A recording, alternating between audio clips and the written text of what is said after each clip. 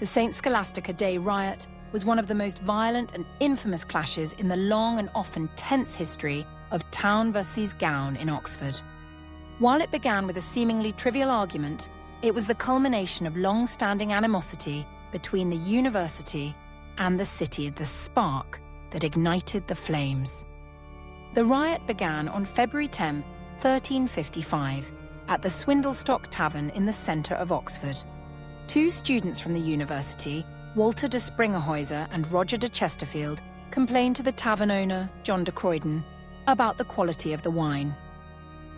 The argument escalated quickly, with one of the students allegedly throwing wine in the vintner's face and then assaulting him with a drinking pot. The riot spreads news of the tavern brawl spread like wildfire, and the pre-existing tensions between the townspeople and the students boiled over. The bells of both the town's church, St. Martin's, and the university's church, St. Mary's, were rung to summon their respective supporters. The conflict rapidly grew into a full-scale riot. On the second day, the violence escalated further. The town's bailiffs encouraged townspeople to arm themselves, and up to 2,000 men from the surrounding countryside, waving a black banner and shouting, "Havoc! Havoc! Smite fast!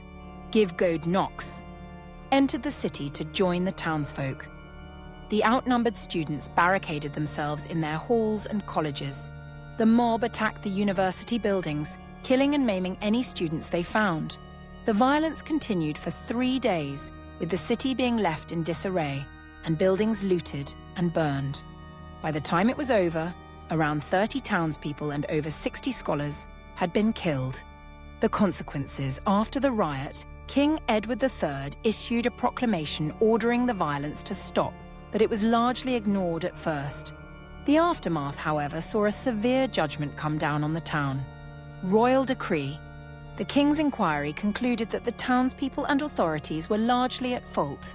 The mayor and bailiffs were sent to prison. Humiliation and fine. For centuries afterward, the town was forced to pay a heavy penance.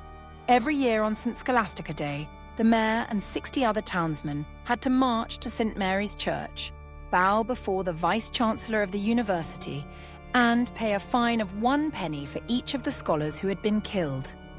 This humiliating ritual, which symbolized the university's dominance over the town, continued for over 470 years, finally ending in 1825 when the mayor refused to participate.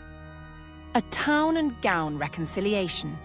A formal act of reconciliation was finally held on the 600th anniversary of the riot in 1955, in which the Lord Mayor of Oxford was given an honorary degree and the Vice-Chancellor was granted the freedom of the city.